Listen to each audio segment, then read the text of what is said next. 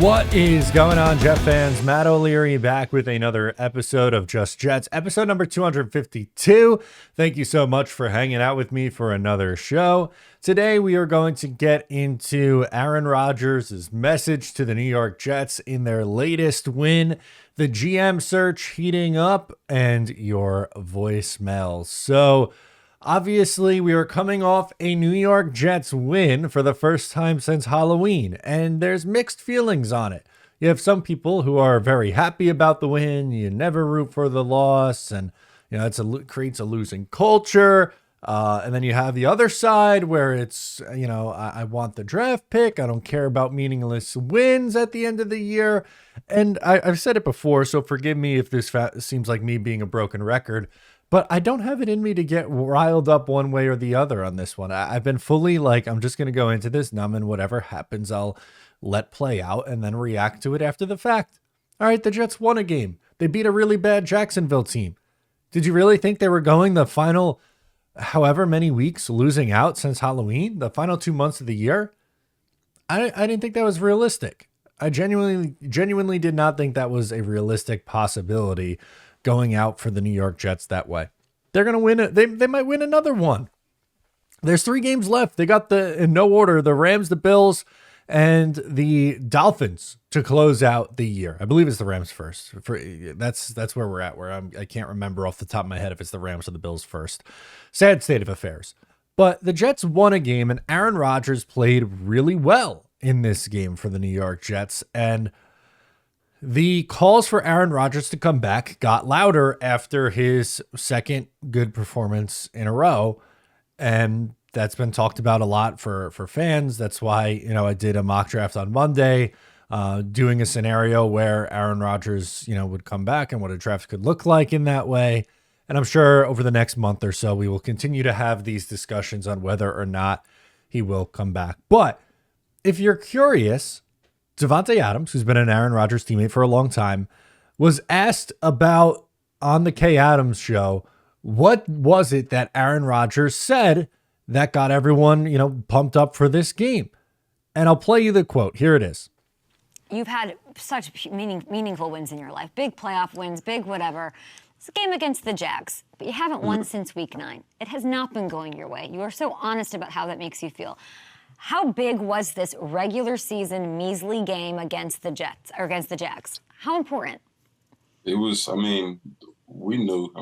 We talked about it. Aaron spoke to us, the offense, before we started. We were in warm-ups. He said, look, man, we 3-10, and this freaking sucks. And, it is what it is. We can either go out, like weenies, or we can, or we can pull it together and figure it out and find a way to make something of the remainder of this year. And, every time we look around the huddle and we see who we have in there, it's kind of, it's heartbreaking that this is the position that we're in, but it's still football to be played. So, we playing for our pride. There's no tanking or no, let's try to get a draft pick or any of that mindset. I'd never be that type of player. So, if I was ever put in that type of situation, there's no way I could be a part of an organization that thinks that way. So for us, it's about getting out there and doing whatever we got to do. It's a little too late for the playoffs, but, we still got a lot to prove to ourselves, and a lot of fun to still be had throughout the rest of this year. So we're trying to do that. We can either go out like weenies or find a way to make something out of the remainder of this year.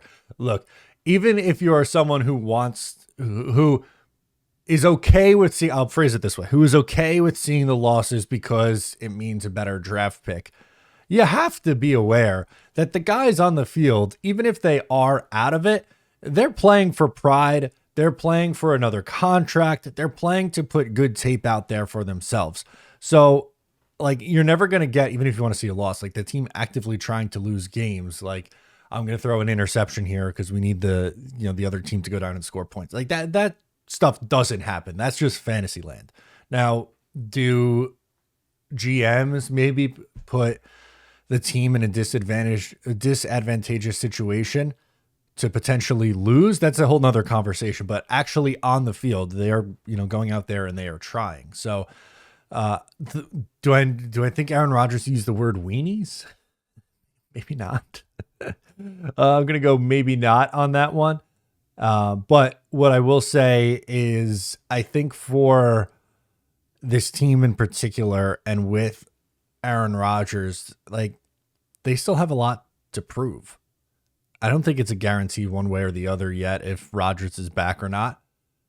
I think if he plays well the final 3 games, especially, and he goes out, the last 5 putting up good performances, it's going to be harder for ownership to move on. They might want to. They might want that fresh start for, GM, a head coach comes in here, they build it their way, whatever. But it's going to be a harder sell moving on from him at that point. Now, I still think you can make a case that it's the right call to move on from Aaron Rodgers because, he's going to be 41 next year. He was hurt for a 3rd year in a row. The cap ramifications of bringing him back in 2026, all valid ones. I'm just saying in general, this is going to become a louder conversation if Rodgers continues to play well. If he struggles, then it's going to go back to, okay, well, let's forget this idea. But that's not the case as they are, like I said, playing hard the remainder of the year and trying not to be weenies. No Weenie Hut Juniors for the New York Jets. What I wanted to get into next was actually, I thought this was pretty cool. So last year, Jake Asman, a fellow Jets content creator, was down at the Super Bowl, and he did a ton of different interviews. You can go back and watch on his channel when he was down there for the Super Bowl. But what he did, he reclipped his interview with Thomas Dimitroff, who the New York Jets not hired. Don't want to get ahead of myself. Sorry. Interviewed yesterday. The Jets interviewed Thomas Dimitroff as a candidate for the GM job. And I wanted to play his comments while on the show talking about the Jets situation. I guess I want to start from your perspective as a general manager. When you have a tough season and you get to the offseason, what is some of the first things that kind of go through your mind as you start preparing for the following season where both Joe Douglas and Joe Shane are right now? Yeah, I mean, both of those guys, the biggest thing as a general manager, the first thing you do is you sit down with your coaching staff and your personnel staff, and you literally focus on where are we as a team? What are our needs truly? Not what the media is projecting or what the fan base is. Where are we? We know the finance. We just need to figure that out. We need to get our evaluations. We need to decide on as a group, which is very important, right? This isn't just about a GM and his scouts making a decision or the coaches hammering it down. With both of those organizations, both of those GMs and head coaches work well together, which is really important. It's about really going in there and deciding, first of all, who are we not re-signing? Where are we going? And you start deciding right now, you start digging into free agency, right? And you start deciding on, are we going to focus in free agency here? Or are we going to focus in the draft here, right? It's understand the value is in the draft side. If most of the people in the NFL right now, they need help in free agency. And they all will say to me, like, Sumer Sports, the company you're in, I get it. We're good. We're okay on the draft side. Help us make the right decisions in FA because there are so many mistakes made there for many, many reasons. So in the end, it's about deciding where you go on draft or free agency and at what position, of course. Look, I'm going to be honest with you. I actually like that answer. I think he handled it the right way. And Dimitroff has experience working under an owner that does like to get involved in Arthur Blank. He's a very high profile owner. Woody Johnson's a high profile owner, as we know. So I don't think this would be a horrendous hire. Also, I kind of want to toss out there too, like right now they are just interviewing people who do not currently have jobs. They have to wait till after the season is over before they could expand their reach. So there's a reason maybe why the 3 names that have been brought up so far have been kind of underwhelming that the Jets have done their due diligence on. I'm going to use a cliche, but they're casting a wide net right now. I don't really blame them for going about it this way. And I'm not going to sit here and tell you on December 17th or 18th that Thomas Dimitroff is the guy. They got to hire him. Don't let him get out of the building kind of thing. It's not to that level. I think they could do a lot worse. He does have some concerns. I did a video yesterday talking about some of the things that I thought maybe are red flags. But I just thought it was cool that, Jake had him on. He had some thoughts on the Jets and Giants situation too, to be fair. But I think his comments were good ones and putting a focus on, everyone being on the same page. They definitely need a deeper front office. I thought it was very barren. It was really like three guys running the show for the Jets, it felt like.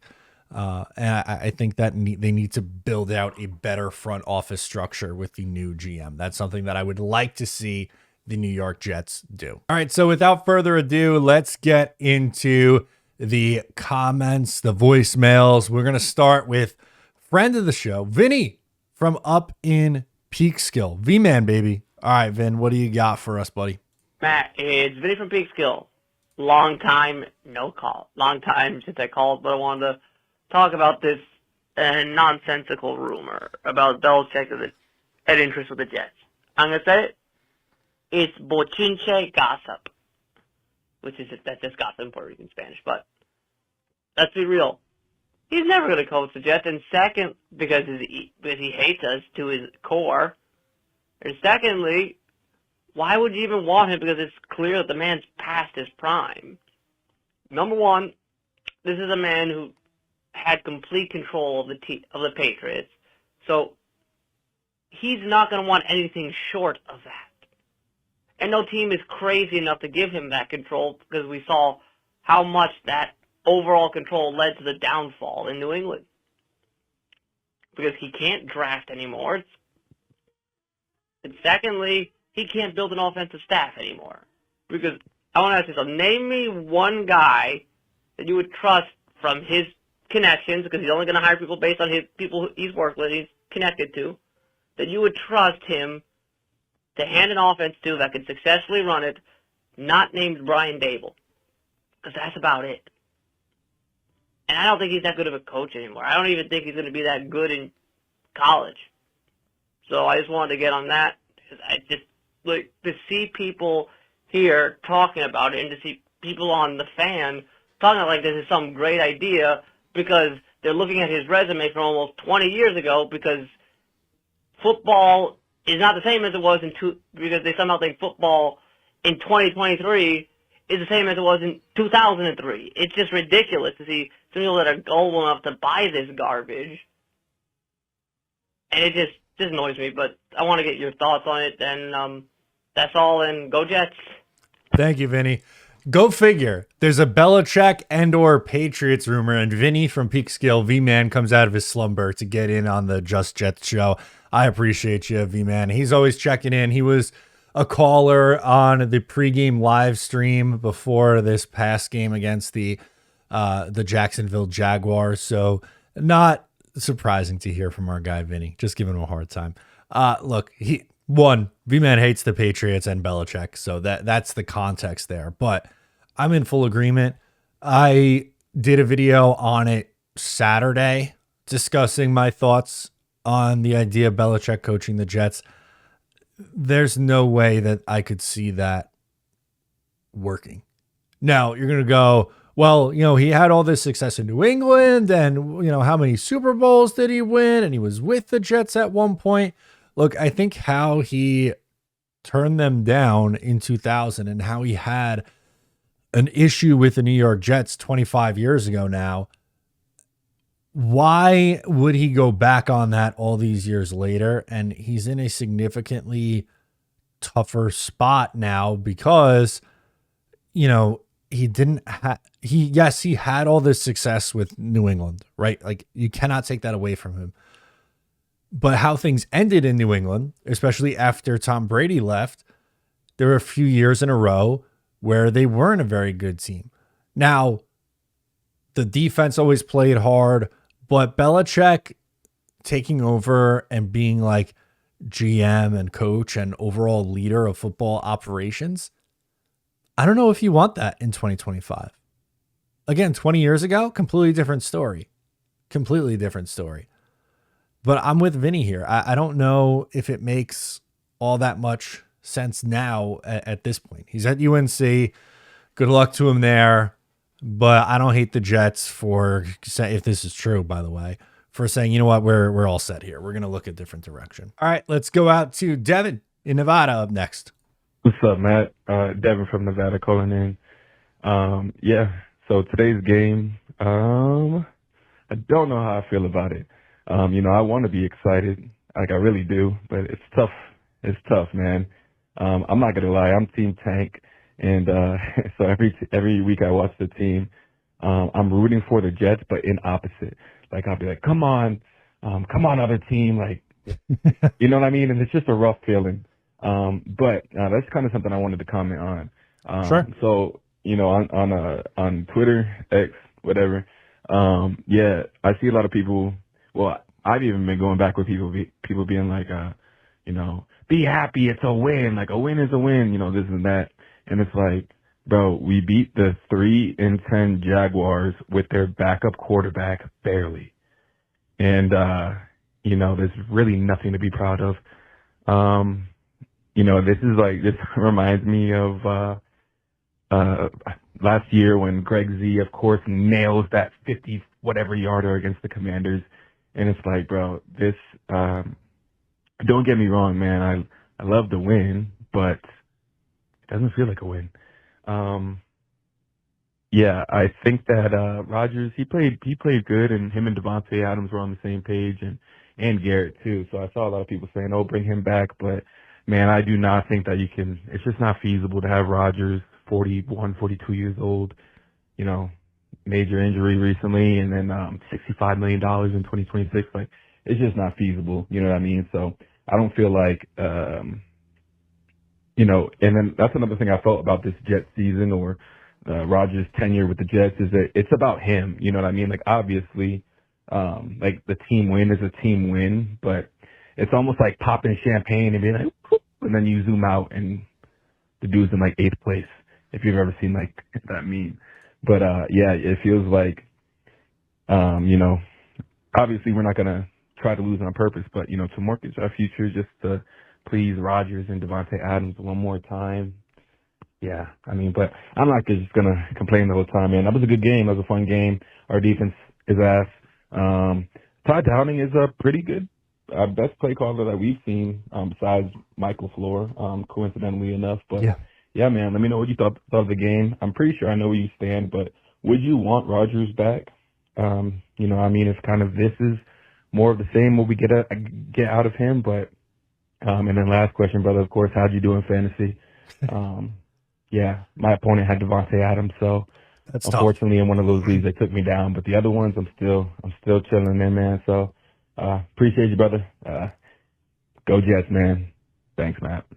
Thank you for calling in. I had a bye week. I was one of the 2 teams that had a bye, so it didn't really matter what my fantasy production was looking like.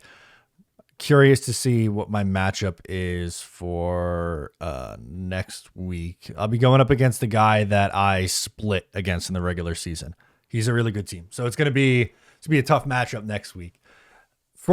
I get what you're saying, and I have no ill will towards anyone who would rather see the team lose and for change to be there. Like I don't think any less of you as a fan. I hate that shit. I really do. On both sides, for the people who are like, how dare you get excited to see your team win, or the you're a fake fan rooting for like at the end of the day, we just want our team to be good, and however you think is the right way to get there. Like you could agree or disagree on that, but the vitriol is a bit much to me. I still have my concerns about Aaron Rodgers coming back. I do, and it's for some reasons you listed off. 41 years old. He has been hurt the last 3 years.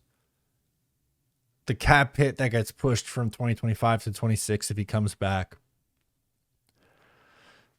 It's tough. It's a tough call. I think it's going to be a harder call the more he continues to play. Honestly, if he plays this way the final 3 games, I think it's going to be a lot more people calling for that. And for the game itself, like I didn't think it was a particularly great game. It was 2 really bad teams. The Jets getting 2 interceptions was nice to see. Olu Fashanu being an absolute stud is really nice to see. Garrett and Devontae duo playing well was nice. The offense being productive, scoring 30 points was nice, even against the Jacksonville team. So there are some positives to take out of it. Well, on the negative side too, defense, bad. Coaching decisions, bad. they got some work to do. They clearly got some work to do. Let's go, Vic. Let's go out to Vic from Florida. Yo, Maddie. Happy Victory Monday, brother. What's going on? As I said, I'm a fair weather fan. The Jets suck. We know okay. that. We That's beat okay. a 3-10 team. But I tell you what, for the majority of that game, that Jacksonville Jaguar 3-10 team looks like a better 3-10 team than us. But hey, we found a way to win. We have found multiple ways to lose all year long, so it was nice to actually see a victory. So I'm happy about that. One thing I did notice, and I could have been at the game, to be honest with you. My brother-in-law, a couple of my friends were up at the game in Jacksonville. I'm not too far from there, about an hour and a half, 2 hours south. But I turned down the game because I told myself I'm not going to go and waste my Sunday up in Jacksonville, get embarrassed, have to drive my sorry ass home and all that good nonsense. But just like you, I enjoy games from my couch. Yes. So it was all good. I watched it. I'm glad I did because what I saw, I was actually pretty happy with. I saw Aaron Rodgers enjoying himself. There was obviously there were drops. Allen Lazard's a bum, right? Guy can't catch a cold in the middle of January. A lot of, mistakes left and right. Sure. But I did see a 41-year-old Aaron Rodgers having fun. Looked like he was back in his heyday. Not his heyday, but he just looked positive. He had a positive aura, and obviously him and Devontae connecting, that was fun. What that showed me is, screw it, run it back. Who knows? I mean, maybe he is hurt. Right? It takes a full year. You can't just snap your fingers, right, and think you're just going to come back all, 100,000%. Run it back, new regime, right? New coaching staff that would clean up this undisciplined football. They are so pathetic in the defensive scheme. The penalties, it's horrible. We know this. We've been talking about this till our face turns blue, right? We know this all year long. But one thing I wanted to point out, and I want to see if you agree, Aaron Rodgers and Devontae looked like they were having fun. Do you run it back with them? Do you surround them with the actual real coaching staff, run it back with them, and then how do we fix this defense? All right, man. Well, have a great Christmas. If I don't talk to you before then, Thank I you, might man. call in next weekend, but appreciate you, brother. All right, man. God bless. Bye. Thank you, Vic. Yeah, it's crazy how quick that Christmas and the holidays came up, honestly, from Thanksgiving to now. I felt like I blinked and it's like, oh, holy crap, next week is Christmas already. That's crazy. So same to you. Happy holidays, Merry Christmas, whatever you celebrate. I appreciate you. Can I do the defense first? Because I think that's an easier fix. They need a stout interior guy, which is why I'm big on Mason Graham in the first round. I get it. Interior defensive lineman, not a sexy pick, but I think he would help dominate on this defensive line. They need another edge rusher. They're going to need a corner to replace DJ Reed. They probably need 2 new starting safeties, and they need a better scheme. I think Ulbrich trying to be the interim and run the defense is just way too much. And I think Robert Saleh's influence on that defense was maybe understated by some. It's not Jeff Ulbrich's show. It was the Robert Saleh show. And the dismantling of the defensive line also plays a major factor in that too, by the way. I understand. Can I phrase it like this? I understand those who want Rodgers to come back. I get it. I have my concerns with it because I just listed out the age, the injury concerns, the cap ramifications in 2026. And I think you could probably get similar play for cheaper. But to his credit, he's played significantly better the last 2 weeks. I believe in the last 7 games, it's 13 touchdowns to 1 pick, which is a hell of a lot better than where it was early in the year. Unfortunately, what we're seeing is he was playing through most of this year hurt. And he wasn't very good when he was injured and banged up. Now that he's healthy, he's definitely better. How much better is still TBD, but he is definitely better. Is he a better option than some of the others? This version, probably yes, but how many games a year are you going to get this version of him? Because at 41, chances are he's probably going to get banged up again. So it's risky. But my point is that it's risky. I don't hate it because I understand why where fans are coming from when they'd be excited to see it. And when it finally works, it's exciting and that. But I think we have to be mindful at the same time of just everything that we've seen this year, the full 17 games, not just the handful that we've just watched, which is kind of where Peter from Hudson Valley is going next with his call. So it's the perfect segue. Let's get into him. Hey, Matt. It's Peter calling back from the beautiful Hudson Valley this week, snow-covered, on this Monday afternoon after the Jets beat Jaguars yesterday. Like Richie from Jets Media, who didn't have to rant this week, I'm Nice. absolutely fine with the Jets winning, even though, of course, I would prefer more of a tank situation to get a higher draft pick, even though, of course, there's not any real big standouts at the top of this draft. That I think the Jets should necessarily go for, except like a defensive tackle to fill in next to Quinn. And we've gotten the news today that people like Truelar and Nussbaum looks like they're coming back for their senior seasons and won't be really available until the 2026 draft, which probably is good for both of them because they need the extra seasoning to get themselves really pro-ready. But I'm seeing your take on your mock draft today, and then some videos put out by like Jake and Asman and Greenbean that maybe the Jets should bring back Aaron Rodgers now. And I get it. You guys are content creators. You've got to do your thing, of which way the winds are blowing, but it feels like we're kind of flip-flopping a little bit here on which way we want to go with Aaron Rodgers after just a 2-game sample size. And you will say a 2-game sample size is not necessarily great.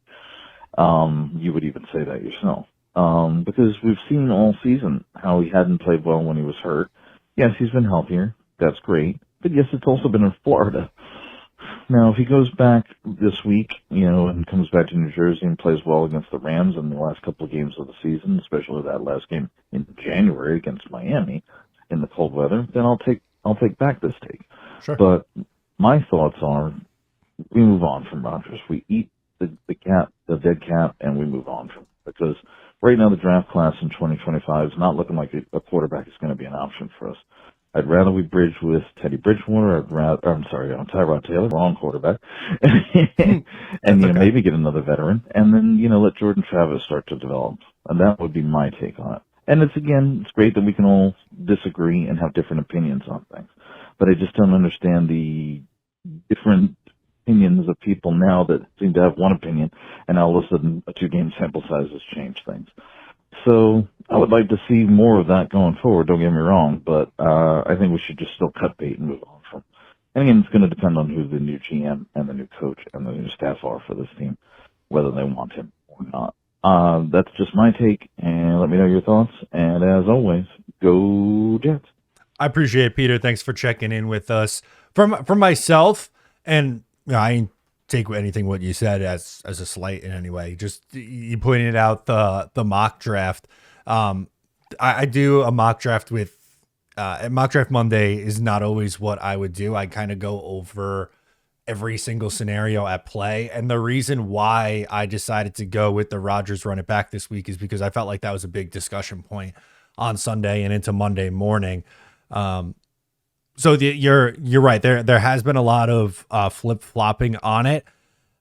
I'm still like I don't know about running and bringing Aaron Rodgers back. I don't know if that's the route that I would go, honestly, and I still think it's probably more likely than not that he isn't back next year. But as you pointed out too, at the end there, which I think is important, it's got to be up to the new GM and the new coach, and it can't be like, oh, we're only hiring you because you want to run it back with Aaron Rodgers. I think you pick the best candidate at GM, best candidate at coach, and let them decide, the football people decide what to do with the roster, including the quarterback, which is the most important position. That is for damn sure. It was nice to see a win in a way. Granted, I'm not going like, I wasn't celebrating like mad, but I don't know. The losing gets really tiresome after a while, and I can't do the tank versus not tank debates. It's tough this week too, by the way, because you mentioned it was down in Florida and now it's going to be back up in New York, and cooler weather. It's supposed to be like 26 degrees on Sunday at MetLife. It's going to be cold. And if he goes out and performs well again, and let's say, I don't know, let's go 2 touchdowns and 270 yards, no turnovers, and like a decent completion percentage, I'd be impressed. Especially against at least these next 2 teams that they play, the Rams and Bills. Those are more than likely going to be 2 playoff teams. And if he performs well against those guys, then I think it changes things a little bit. Jake from Jersey is up next. He can't root for losses, he's saying. Hey, what's up, Matt? Call Monday morning after a win against the Jaguars. Just want to say it was a great game. I can't root for them to lose. I know people want to tank, but I don't think the pick's going to make much of a difference. Does it ever, honestly? I mean, you could have the first pick, and, I don't know. I'm trying not to get caught up in that because I cannot root for them to lose. So, anyway, it was a nice, fun game to watch yesterday. I just listened to your mock draft video, too, so I guess it's actually not the morning anymore. It's actually 3 o'clock. But I totally agree with first pick, Tyler Warren. Love him. Tight end, Penn State guy. We need help there. We really do at tight end. And it sucks. You'll probably agree with me, too, but I wish that Jeremy Ruckert was better because his story was great, local guy. It was great, but it just seems like he was, I don't know, weird. I don't know if we didn't develop him right or what, but I wish he was better. But yeah, man, what do you think we're going to do at, like you said, you think DJ Reed's going to walk next year? You think they have JPC as a potential spot to start that corner if DJ Reed walks?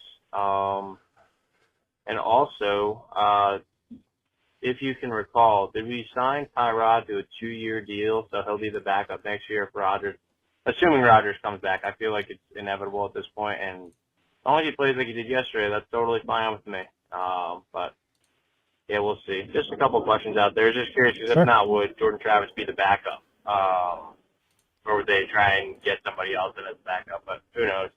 But anyway, man, just a couple thoughts there. But go Jets. Yeah, so a couple things. Appreciate the call.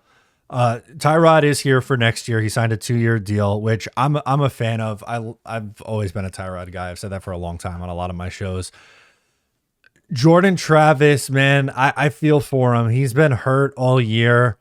He got hurt last November, so this is over a year. He's going to be out of football for a while before he's able to come back, and maybe we'll see some signs next summer, but I don't think you can go forward and being like, yeah, Jordan Travis is our guy. We didn't get to see a lot of him this year. And the new regime that comes in isn't going to have any ties to him because they didn't draft him.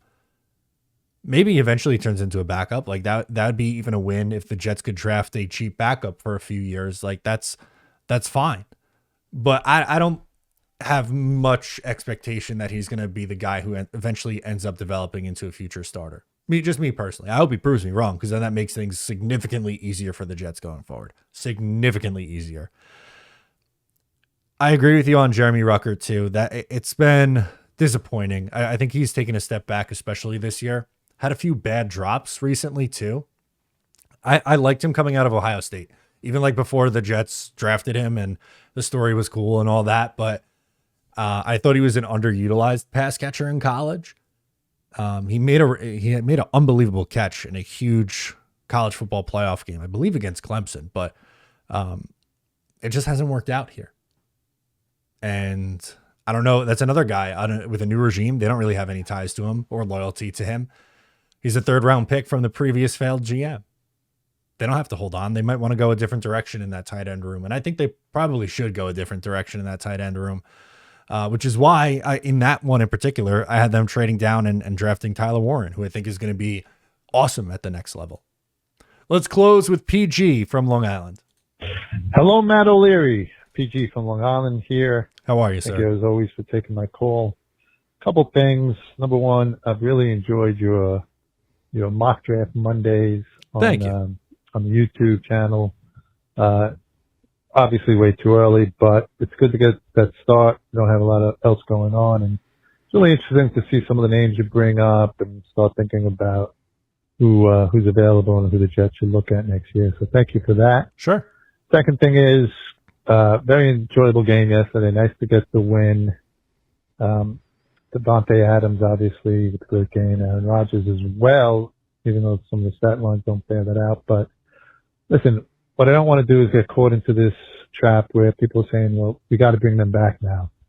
It's a very small sample size. They both have tremendously high contracts, tremendous cap hits, and they're both old.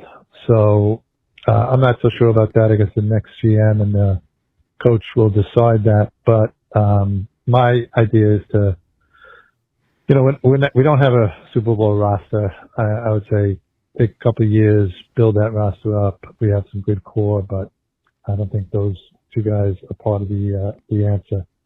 The other thing I want to talk about is the reports that Woody Johnson's 18-year-old son, Brick Johnson, has been involved in a lot of the, oh God, just involved, has had an influence on what the Jets doing. And my thing is, if that's going to happen, embrace it.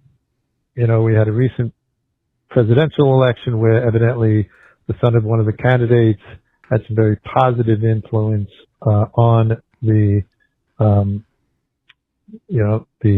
campaign and the result of the election.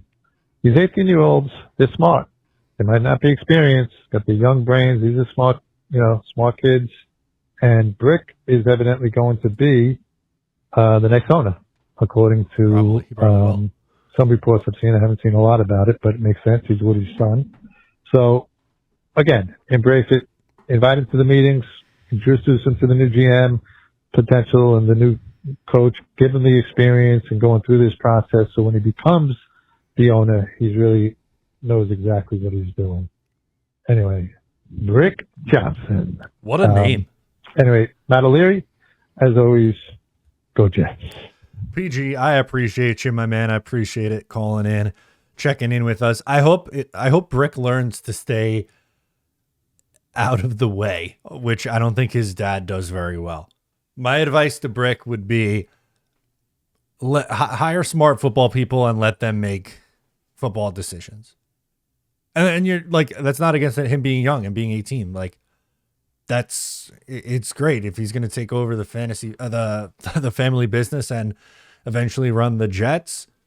I'd be very happy if I was an 18-year-old in that situation, but I would really hope that I would want to see what the person in front of me, the mistakes that they made, and see how I could change that.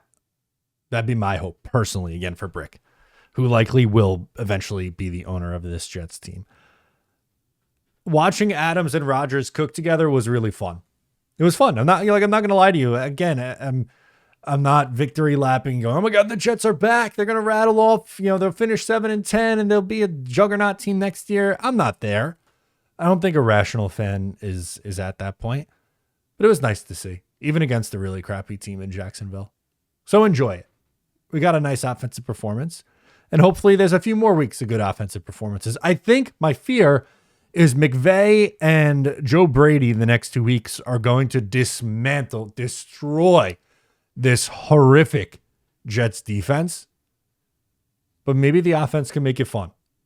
That's my hope. Guys, thank you for tuning in. I appreciate you guys. Matt O'Leary, subscribe to the channel if you're new, and I'll catch you next time.